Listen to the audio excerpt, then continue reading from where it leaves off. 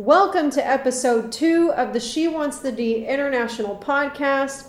We didn't get that W on Thursday, but there's still a lot to be happy about. We're going to get right into it now. Let's start the show. You picked the wrong house, fool! I'm about to end this man's whole career. Damn, boy, he's thick! Boy, that's a thick-ass boy! This is She Wants the D, an all-new, all-female Dallas Cowboys podcast. I am a monkey face. Boom, bam, bop, bada bop, boom, pow. And now your hosts, Jessica, JoJo, and Tracy. I want me some glory hole. As a lot of you know, I'm now living in Mexico. That posed some technical difficulties for our first podcast. We want to thank you for hanging in there with us as we figure this out. You guys are the best audience. We love you, and we love that you come back and tune in every week.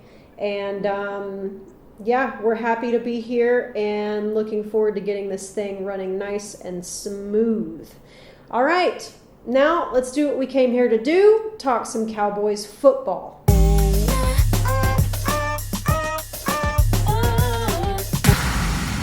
How are we feeling today about what we saw last week, and how are we feeling going into game 2 against the Chargers? Well, I'll tell you how I feel. I feel like this damn defense. Well, hold on. It's going to be the same. Because I know that we can both, or all three of us, can say a lot of things about the negatives, okay? What I want to do first is I want to have some positivity, because there were some positive things that we saw in this game.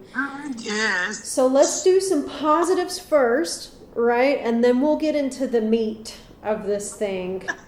Fine. I'll be positive, Jess. Let's do. Hey, I'm the most cynical one. That's why I'm trying to be positive. I'm trying to see the light, because I'm always the darkest one. So yeah. Let's start with some positives. You're not the darkest. You're the realist. That's true. All right. JoJo's the darkest. All right, let me dig deep. Let me dig real deep. All right. So positives, right? Positives. Okay. Well, let's start with the obvious. Dak looks phenomenal. Dak first drive against that Tampa Bay defense, mind you, a defense and a team as a whole coming off the Super Bowl that pretty much retained all of their stars and re-signed all of their free agents. So, I was amazed the way that Dak just methodically worked his way down that field. I mean, every pass was precise, on target. I mean, outside of the 2 drop balls that CD made early in those first couple of drives, it was almost like nothing went wrong until, of course, we got into the red zone. So I loved what I saw from Dak. I mean, that boy came out guns blazing, and it was very obvious and very apparent that he had put all the work in. He didn't look like he was scared to run. He didn't look like he was worried about his ankle, and he looked like he was out there ready to play some football. And I like that our defense got four turnovers. Yeah. Even though they didn't make the plays we needed them to make when we needed them to make them, the fact that they were intense enough to create the turnovers and get that offense some extra possessions, which we needed, that was a good thing to see. So those are my 2 positives. Dak looked like he is definitely going to be a front runner for MVP this year, and at least our defense was able to take away the ball. I agree with all of that wholeheartedly. I definitely loved the turnovers. We got four, right? 4 or 5? I think it was 4. Yeah, 4 turnovers, which, hey, that's not normal for the Cowboys. So, I was very, very happy with that. That's something that I've been begging for, I feel like, for a few seasons now. I really love that we ran creative offensive plays. We're definitely seeing things out of the offense that we haven't seen before, and I'm loving that. I'm loving it. Yeah. Obviously, Dak was incredible. He threw for over 400 yards. He was fantastic. He's better than ever, honestly. Yeah. And yeah, I feel like he's not thinking about that injury at all, which I actually like. I know that it makes a lot of people nervous, Tracy being one of those people. But I like that he's taking chances, and I like that he's not holding back, and he's ready. He's on fire, and that really gives me a lot of hope and encouragement.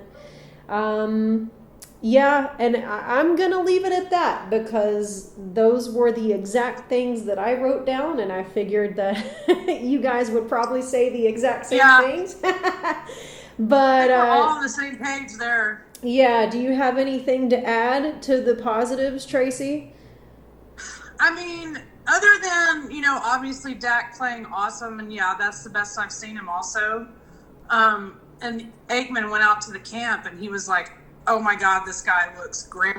He looks better than he's ever looked. That, and I wish I could have seen Zeke play a little bit more. Tampa Bay defense, man. They didn't allow us to run that ball at all. I know. I think Kellen Moore did really well at making some calls, like you just said, some different calls. And then, of course, Dak's making some of those calls too. Right. Yeah.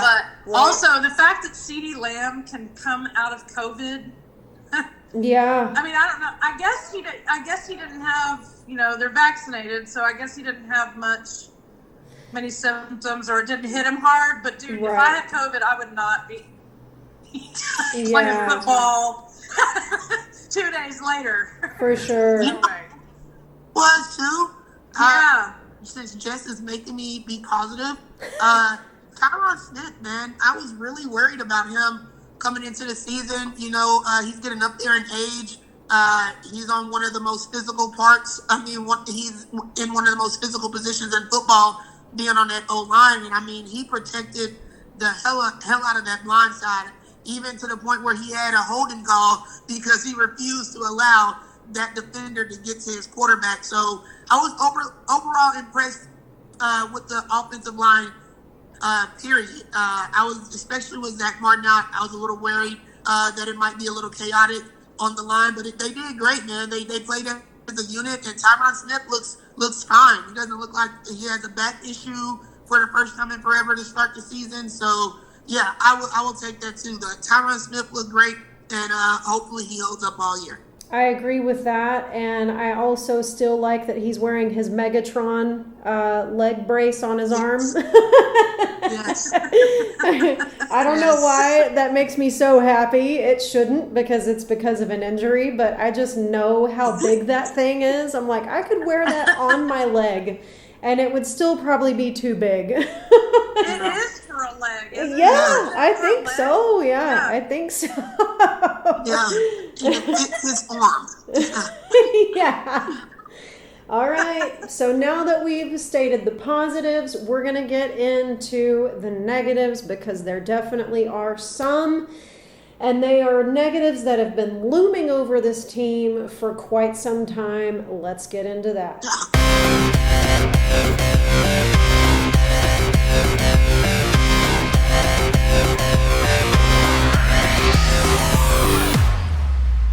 Tracy's laughing right now because I already know what we're going to say. She already knows. And I'm going to start with the most obvious.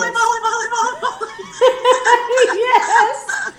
I'm going to start with the most obvious, which is, why the hell do we still have a kicker that we cannot rely on? What is the problem, man?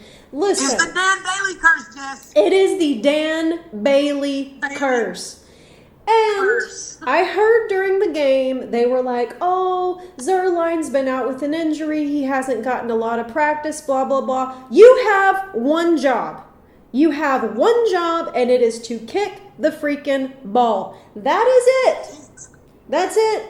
So honestly, you know how many people would love to get paid millions of dollars to do that? Exactly. And 31 yards. And an extra point. I mean, 31 yards. I cannot deal with another season with a kicker that we cannot trust to even make an extra point. I cannot do it again. I don't know what I am at a loss. I'm at a loss for words on this. And I don't care how much practice he got. I really don't. You have one freaking job. You've been kicking the ball your whole life. It's your only job. Yes. It's your only job. So that he hasn't gotten enough practice, nah, I don't want to hear it. I don't want to hear it. Practice? We talking about practice? Yeah, that's what they said in the broadcast, that, he's been coming off an injury and blah, blah, blah. I don't care, because we're talking about one thing, and that is kicking the ball. And if I cannot rely on you to even get me an extra point, then you're trash. I'm sorry. You're trash, and you got to go. You got to go out like a piece of trash. Over it. Absolutely over it. So hopefully Mike McCarthy has the cojones to get out there and find us another kicker, because Jason Garrett never did. We were stuck with mole hairs for however long. It was atrocious. And man, I was getting mole hair vibes so bad. And oof. Me too. I just can't handle another mole hair. I would go as far to say that he's worse than Maher. Yeah, I mean, that's saying a lot. If we want to be real about this, I mean, there were 7 points left on the board from our kicker. Well, that last one we pretty much knew that he wasn't going to make that one. It was, it was a last ditch attempt to get some points. Yeah. But we shouldn't have expected that to happen. And I didn't, but I definitely expect a 31 and an extra point. I definitely expect those 100%. So yeah, I mean, I still have no love for the guy. He will get no love from me on this game. And then JoJo, I'm going to let you lead into the next issue that I know we are all going to talk about. So lead us in. All right, man. Look, we already know what this issue is, right? It's infuriating at this point. And what's so infuriating about this defense is not the fact that it just sucks. It's the fact that they have invested in money and time to playmakers. And it's like, and then I'm going to go even back to Hard Knocks and DeMarcus Lawrence coming up to the beach with his family and talking about how you can't, and they're all in the commentary, how he's a leader and he gets the crowd, he gets the team hyped up. Hype your ass up to get me some sacks. Hype me up for that. Because I was waiting on that old bastard Tom Brady to get knocked on his ass the entire game. We didn't knock him down one time. Yep. 0 sacks registered. Not 1, not 2. 0 in Spanish. Isn't it still zero? I was like, what the hell? The guy can't run. He's not mobile. It's not like he can use his legs to get out of pressure. And the fact that we were not able to penetrate that line at all and get some constant pressure on Brady, it was like one of the most god awful things that I ever witnessed. And maybe it has something to do with Dan Quinn not being there. He is our new defensive coordinator. You know, he was out because of the COVID or whatever, so they had somebody else up in the booth making the play calls. Maybe that had a little bit of something to do with why the defense couldn't figure out a way to get pressure on Brady. But I mean, just as a whole, I mean, I can say they didn't really allow Tampa Bay to run all over the place. I mean, they didn't. Their running backs just didn't have any outstanding stat lines. But once again, I mean, everybody is able to pass all over us. The fact that Tom Brady is damn near 50 and was able to pass and dissect our secondary that way, it just leaves me no hope that we are going to be able to figure it out. And the only thing that I can say is it's only game 1. So damn it, they got time to fix it and rectify it. But yeah, man, they're making it look like it's going to be another long year of wondering why we have so many players getting paid so much money. Yeah. No results. I agree wholeheartedly. I know we all feel the same way about the defense. But here's the question I want to pose, because I know that we are all happy about the turnovers. But I want to ask, how much of that was our defense being on it and creating those turnovers, and how much of it was the Buccaneers just being sloppy? Because to me, I think the Bucks were really sloppy. There were a couple. He was shaky, dude. He was shaky. Yeah, for sure. I think so too. There was, I think, one by Diggs that was definitely Diggs. And I was proud of that one. But the other ones, I mean, the fumble in the end zone, I can't remember who the player on the Bucks was, but we got that one. I feel like a lot of it was just sloppiness on their part. And to me, that's not super encouraging. Self-inflicted mistakes that we took advantage of. Right, exactly. Which is great. I mean, it still counts, and it's still positive and good. But how excited should we be about that? Well, I'll say this. Next Sunday, we play the Chargers. That kid, Herbert, he can sling that rock.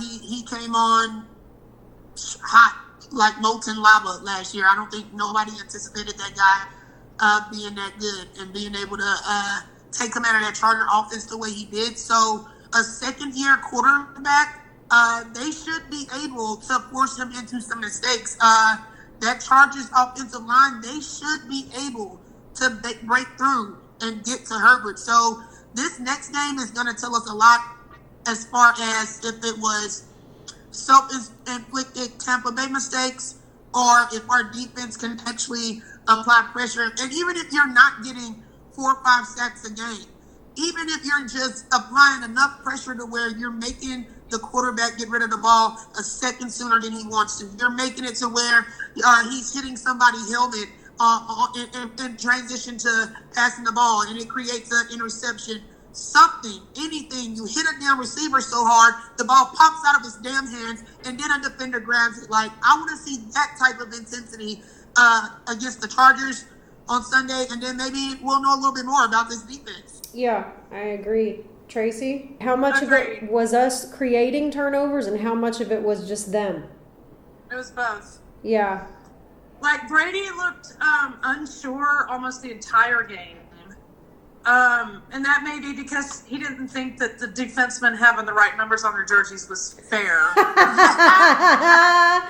So unfair, Brady. Did you mention that in your rant, JoJo? I didn't. Once I get on my ranting, I forget half of the shit that I was going to say. Well, let me just remind the audience, because it was in our podcast, but obviously the podcast was a technical disaster, so we had to stop it. But yeah, the leading up to the game, Tom Brady was interviewed about how he was feeling going into the game, and this man had the nerve to say that it was not fair that the defensive players on the Dallas Cowboys are allowed to wear low numbers, number 11, number 6, number 9, whatever the numbers. Because there's a few players that have some low numbers on the defense, and he was saying that that's not fair because now I don't know who the D-line is, and I don't know this, and the audacity of this man to say that something is not fair, it still blows my mind. I just, and it's the reason why I don't like Tom Brady, and I never have. Yeah. Because he is. But isn't that like a new thing that they're letting defensive players do all over the league this year? Yep, it's a new. I saw that all Sunday. Yep, it's a new numbers rule that they have. Okay. So. Yeah, because shit, I ain't gonna lie, I was just as confused as he was. I would see a number 4 on the defensive side, and I'm like, what the hell is the backup quarterback playing safety? Like, what's going on right now? So I will agree with him. I was confused too, but I don't get paid to play quarterback. You do, so figure it out. 100%. 100%. He is full of the audacity, that one. That guy. I think win 7 Super Bowls and everything has to be perfect. Right. Fucking asshole. I think both teams were nervous. It was the first game of the season. Of course, yeah. That's a factor, For sure. So I don't know. I think we were like, I think a lot of the guys on the O-line were trying to prove themselves as well. And yeah, like we said, that's not natural for the Cowboys. More turnovers. Yeah. But this is true. Very true. But hopefully. But they put on the show, man. They put on the show. It was an entertaining game.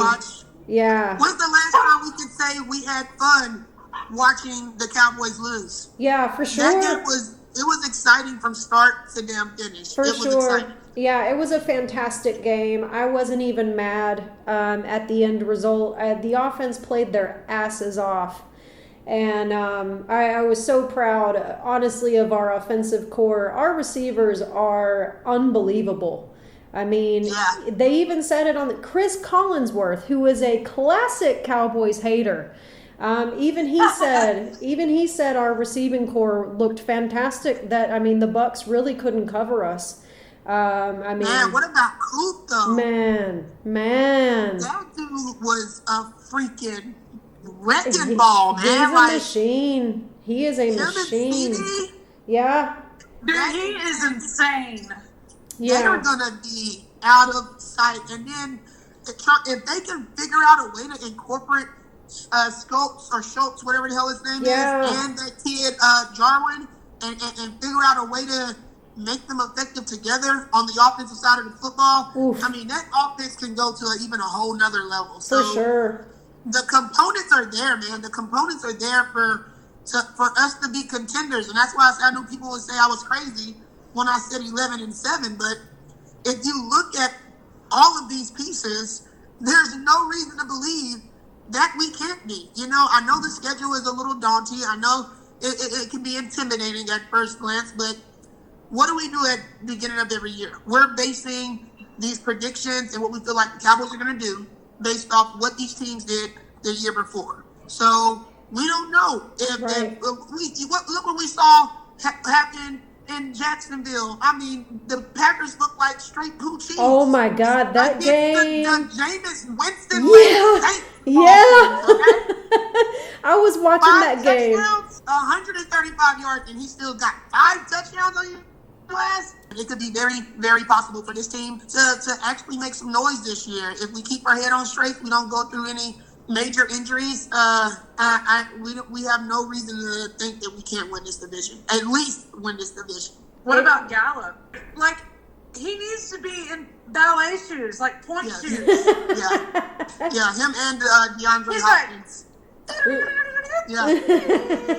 I love seeing them do that. I love seeing them toe taps. Yeah. Tippy toes. Me tippy too. Toes, man. The tippy toes are the best. We won't have Gallup for a while because they put him on injured reserve list today. I saw that, and I was actually I was just about to bring that up, along with the fact that Lael Collins has been suspended for 5 games for a substance abuse.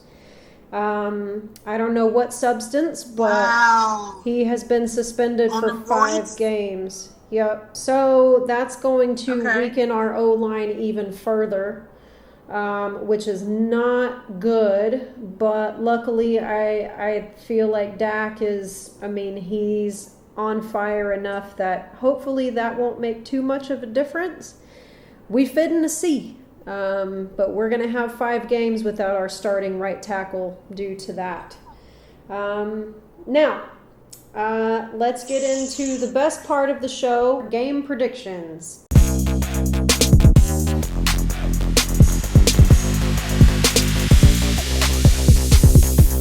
As always, we will be giving you our game predictions for the week and every week, but this season we're going to be doing it a little different since the podcast is obviously a different format. We want to keep giving you guys lots of video content to go along with this, so we will be putting out a vlog every week before the game, so the day before the game. If our game is on a Sunday, the vlog will come out Saturday. If it's on a Monday, it'll come out Sunday, so on and so forth.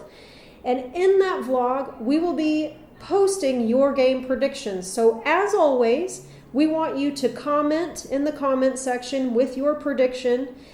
We want to know what you guys think about the game coming up, and we will post those predictions in our vlog, which will come out the day before the game every week. So make sure you look for that. And make sure that you look for the game reactions vlog that will be coming out every day after the game. So if we play on a Sunday, that vlog will come out Monday, so on and so forth, with our game reactions. We put out our first one last Friday for the game against the Bucks, and it was a lot of fun. I had a lot of fun editing it. It was really funny. So look for that every day after the game. We hope you guys enjoy that content. We're having a lot of fun making it. Okay, so let's get into our predictions for the game this Sunday against the Chargers. Tracy, we're going to go to you first. What do you think? What's going to happen? I think we're going to come out strong in the first half. And we're going to hang there, and they're going to figure it out during halftime how to hold us. And it's going to be a struggle from the rest of the way out. But it's going to be a close game. It's going to be 27-20 Cowboys. Woo! I like that. I like it. I like that. That's a good one. JoJo? Well, I feel like Los Angeles, any stadium we play in out there is basically like another home field advantage. Cowboys Nation is very strong in California, so there's going to be a lot of Cowboys fans there. And I feel like this is going to be week 2 of Dak's coming out party. And he's going to have close to 500 yards, I'm telling you. Ooh! Predicting he has about a good 450 burger Ooh! On them Chargers. 3 touchdowns, 0 interceptions. And I think it's not going to be a close game. I think we are going to win 31-17. Woo-hoo! I like that score a lot. It's going to be a banger. I agree, and my prediction is very close to yours. And I agree. I think Dak and the whole offensive core, I mean, Dak with Coop, with CD, with Gallup's not playing, or he's questionable. Is he on the injured list? No, or is he questionable? He's on the injured list. He's on IR. Okay. He's on IR. Okay. What for? An ankle. Calf strain. Oh, calf. Okay, calf. Yeah, his calf. All right. It's from doing the twinkle toe. For sure. Pull that calf muscle. But so I think our offensive receiving core is lights out. Dak is lights out. The offense is going to put up a lot of points. We've said what we need to say about the defense. But I will say this. I watched the Chargers game yesterday against the the Washington football team. And I gotta say, I wasn't too impressed. I didn't really see much that I was afraid of on either side of the ball, to be honest. They looked pretty ho-hum, and really I turned the game off after, probably 30 minutes because it was just boring. I got bored. I don't see much there to be afraid of, and I think that our offense is going to light it up. I think that we are going to have a really good game, and I agree with you, JoJo. We do have a very strong presence in LA. It will be kind of like a home opener. Hell, even in Tampa, in the last minutes of the game, they were screaming, "Let's go Cowboys!" Which was amazing. That was so cool, man. Yeah. And I feel like it's going to be the same in LA. So I have us winning by 2 touchdowns. I'm going 28-14 Cowboys. Nice. Okay.